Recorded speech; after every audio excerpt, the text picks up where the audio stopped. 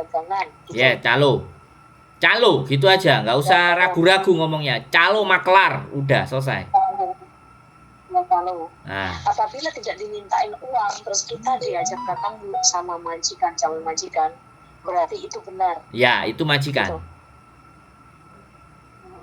Iya. Iya, dan sekali lagi karena tidak ada peraturan kayak di Indonesia sama Hong Kong kan ada kerjasamanya, ada PT, ada agent. Nah, Makau tidak ada. Jadi keselamatan sampean, jaminan buat diri sampean sendiri yang nanggung bukan orang lain, dan tidak boleh menyalahkan negara. Iya paham. Ya, kalau ada sakit, ada semuanya, ya tinggal komunikasi aja sama majikan.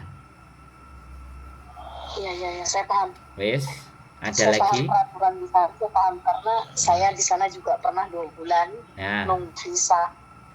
Saya pernah. oke. Jadi saya paham betul. Ada lagi yang mau ditanyakan. Jadi bagi saya tidak ada jalan buntu buat sampean, tapi tergantung sampean nih. Semuanya tergantung diri sampean sendiri. Mau pilih yang mana?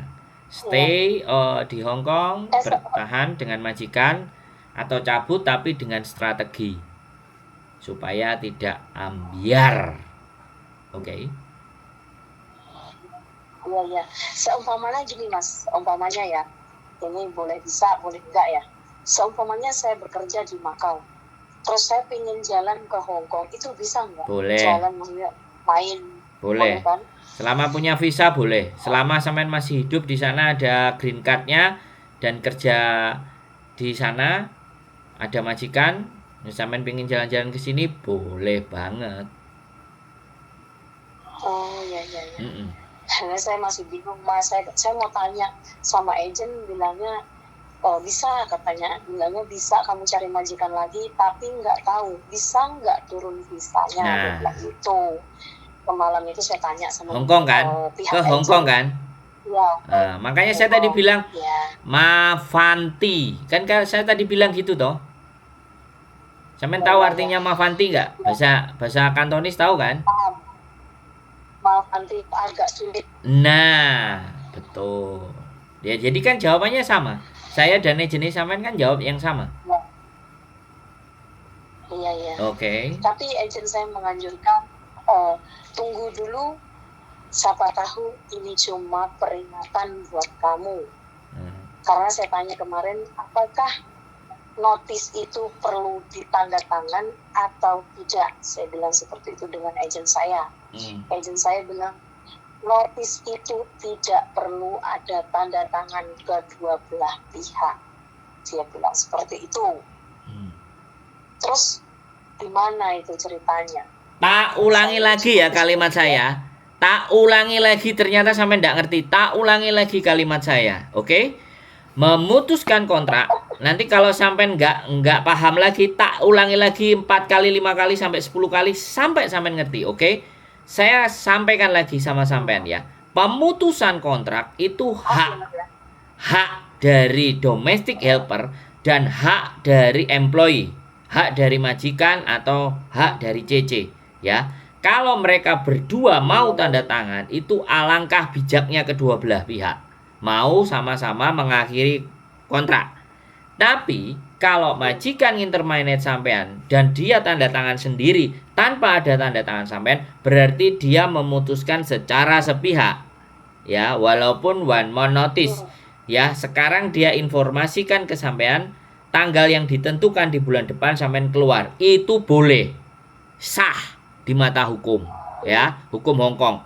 Yang kedua, sampean juga mau break kontrak hari ini juga itu boleh ya. Sampean hari ini keluar, hari ini sampean kirim surat ke imigrasi boleh, tapi waspada dan hati-hati. Kalau hari ini keluar, hari ini juga sampean nyodorin, sampean harus bayar 1 bulan gaji ke majikan ya. Dan sampean harus telepon polisi, karena biar sampean ketika pamit dari rumah itu sampean tidak dituduh mencuri ya. Sampean boleh keluar, ada saksinya polisi, saya pingin pergi dari sini nggak tahan dan saya memutuskan break hari ini dan saya bayar majikan saya. Atau hari itu sampean keluar, ada polisi, sampean ketemu agent, menyerahkan uangnya ke agent, ada tanda terima semuanya, sampean simpen, jangan sampai tidak. Karena kalau agent tidak memberikannya ke majikan, agent itu bisa kita tuntut. Tapi pada saat sampean keluar rumah itu boleh. Tapi sampean boleh juga hari ini break kontrak, bulan depan tanggal yang ditentukan di dalam surat kontraknya itu sampean boleh keluar, ya, tanpa harus majikan tanda tangan. Jadi tidak ada yang bisa menghalangi ketika kita tidak menginginkan atau salah satu pihak tidak menginginkan kontrak itu berlanjut. Dari sini sampean sudah paham atau belum? Kalau belum, saya ulangi lagi. Ya, saya pahamnya itu harus kedua belah pihak, kalau baik harus kedua belah pihak ada tanda tangannya. Kalau pemutusan kontrak sesalah pihak itu berarti satu tanda tangan doang, baru majikan gitu loh. Saya baru ngerti. Ya saya paham. Ya. Jadi jangan memaksa. Jangan memaksa sesuai karepe sampean. Paham? Peraturan saya sampaikan seperti itu. Bisa, itu ada. Di kontrak pasal itu ada, Mbak. Sampean tinggal baca aja. Pasal pemutusan secara sepihak itu sah dan boleh. Itu artinya tidak membutuhkan kesepakatan untuk putusnya kontrak. Bisa dipahami? Tapi ada term and kondisi. Term kondisi itu ada syarat dan ketentuan berlaku. Ya. Bisa dipahami. Setiap putus kontrak, ya, sekali lagi, kalau hari ini sampean disuruh keluar, ya, sampean menerima 1 bulan gaji, sampean menerima tiket pulang ke Indonesia terus 100, ya. Sekali lagi itu yang kejadian itu. Kalau cuti-cuti dan semua yang di dalam-dalam yang nggak kelar-kelar itu kan saya nggak tahu urusannya. Tapi yang saya konsen hari ini adalah saya anggap urusan semuanya udah kelar. Nah, urusan ketika kita break itu seperti itu, Mbak. One man notice sampean boleh. Jadi majikan nggak harus bayar 1 bulan gaji sekarang, karena one man notice ya nanti hitungannya seperti kalender sampean gajian. Terus ada sisa berapa hari dari tanggal tersebut habis gajian, itu bisa dihitung. Nah, itu kalau one man notice. Itu berlaku one man notice itu sampean juga, majikan juga. Jadi jangan punya anggapan, ya, harus ada tanda tangan, ya. Tapi saya tadi bilang, kalau memang kedua belah pihak mau bertanda tangan, ini loh yang harus sampean perhatikan ini. Berarti kedua belah pihak itu masih sepakat. Ya, kalau satu pihak berarti nggak ada kesepakatan. Jadi dia mutusin sepihak. Pemutusannya itu dibilangnya sepihak. Dari penjelasan saya, masih adakah yang tidak mengerti? Saya ulangi lagi kalau nggak mengerti. Wes. Enggak, maksudnya ya itu loh. Maksudnya itu kan, ya udah, kalau dia memang tidak menginginkan saya, ya saya tunggu aja gitu. Kalau bila dilanjutkan untuk suruh bekerja, ya saya silakan, saya mau juga. Karena itu kan keinginan saya untuk bekerja, ingin saya sampai finish kontrak, itu saya mau, saya pertahankan apabila masih bisa ditahan. Kalau tidak bisa tahan, ya saya ngomong dengan agent atau gimana gitu, saya akan ngomong terus terang gitu. Oke. Kan biasanya kalau masih 2 minggu itu masa penyesuaian kan. Oke, saya boleh ngomong lagi? Minta tolong, saya tanya izin, saya ngomong? Ya silakan. Nah, sampean selama tidak disodorin surat, selama cuman omongan, sampean kerja saja setiap hari, sampean nggak usah mikir, ya. Tapi ketika suatu ketika dia nyodorin surat, nih surat terminate kontrakmu, kamu boleh pergi, barulah sampean pergi. Tapi kalau dia nyuruh sampean hari ini pergi tanpa ada surat apapun, kalau dia bilangnya nanti semuanya diurus sama agent, sampean disuruh keluar hari ini juga tanpa dikasih apa-apa, tidak ada surat apa-apa, sampean telepon polisi bahwa majikan mengusir sampean. Urusan segala sesuatu akan diurus di lain hari. Ya, sampean ngomong sama polisinya. Karena majikan berhak mengusir, sekali lagi mengusir dari rumah majikan sampean itu boleh, karena sampean hanya bekerja. Ya, sekali lagi kita nggak ngerti karakter majikan, tapi kita harus siap kalau diusir telepon polisi. Jadi sekarang jangan pernah membayangkan sampean break notice atau apapun. Yang penting sampean tidak diusir, kerja aja. Yang penting sampean tidak dipukul pakai tangan, sampean bekerja saja. Yang penting sampean tidak dianiaya atau cuman mulut, ini kamu salah, ini kamu keliru, ini nggak benar, kamu nggak bisa kerja, nggak perlu didengerin. Ketika dia tidak mengusir sampean, dari sini masih bingung apa sudah paham? Sudah paham. Jadi apabila majikan ngomong ini itu nggak usah didengar, tapi kita bekerja lebih baik lagi. Ya.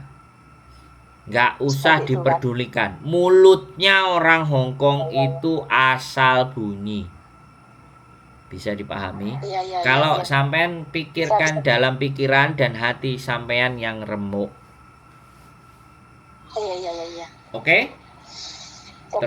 Pokoknya intinya saya sebelum dikasih surat atas tanda tangan dua kebelah pihak, saya tetap bisa bekerja walaupun dia bilang notis, tapi saya akan tetap bekerja sebelum dikasih surat itu ya. Oke, siap Mas. Kalau tidak dikasih surat tapi diusir, nah ini yang tadi ada lanjutannya. Jadi jangan cuman dikasih surat aja. Kalau tidak dikasih surat tapi sampean diusir, nah ngerti nggak kalimat saya tadi? Paham nggak? Coba sampean ulangi. Nah, sampean ulangi coba. Kalau sampean paham. Kalau tidak dikasih surat terus kita diusir, kita wajib telepon polisi. Karena kita diusir dari rumah majikan tanpa ada surat pengusiran, surat pemutusan kontrak sebelah pihak gitu. Nah, terus ada kelanjutannya. Setelah sampai di luar, balik ke agent, baru diurusi hak-haknya sampean. Diminta sama agent, karena kan majikan wis ndak mau ngomong sama sampean, diminta ke agent. Setelah diminta ke agent, kalau dikasih, majikannya ngurus-ngurus, ngasih-ngasih semuanya HE sampean, dan jangan lupa surat terminate kontraknya sampean tetap harus bawa.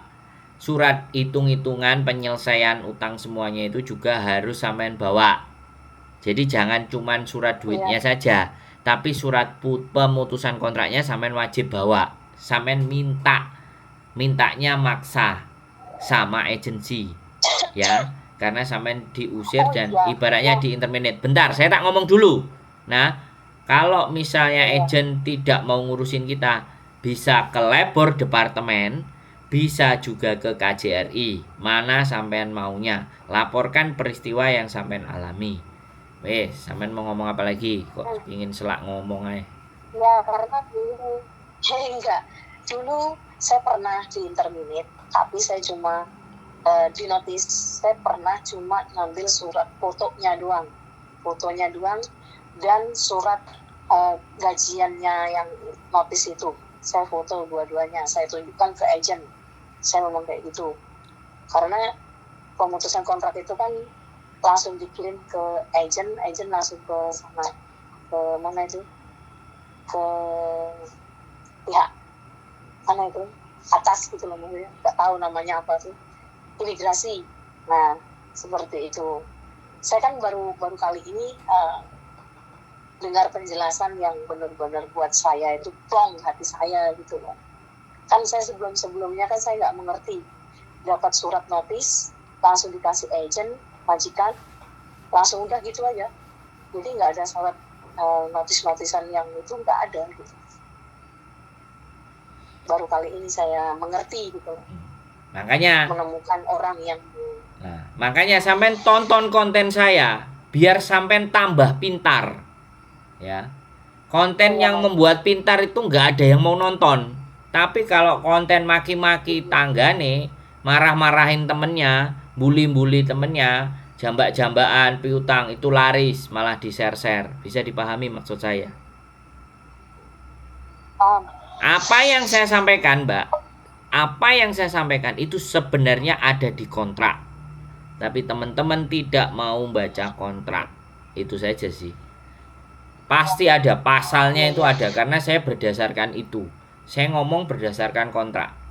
Jadi kenapa teman-teman sejak dulu nggak ada yang gini? Karena kitanya sendiri, sampeannya sendiri yang nggak mau baca kontrak.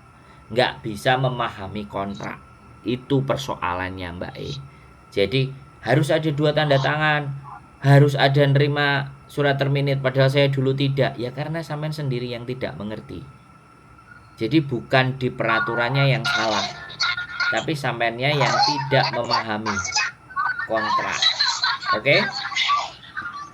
Udah rame sekali itu di situ, Mbak. Oke? Sudah selesai, Mbak? Karena berisik di situ. Ya, apa putus-putus suaranya? Gimana? Sudah apa belum penjelasan saya? Sudah. Saya sudah paham. Sudah cukup? Ada lagi yang mau ditanyakan yang masih bingung kira-kira? Iya, enggak ada. Aman ya? Wes? Iya, Mas. Sudah cukup? Ya, cukup. Oke. Kalau sudah cukup, sampean yang telepon, sampean yang mengakhiri, sampean yang salam. Soalnya sampean yang telepon. Kalau aku yang nutup, nanti yang aku ngakhiri kayaknya aku nggak sopan. Cak tunggu sampai nutup Saya nggak bisa ngakhiri. Sekian terima kasih buat Masnya yang sudah menjelaskan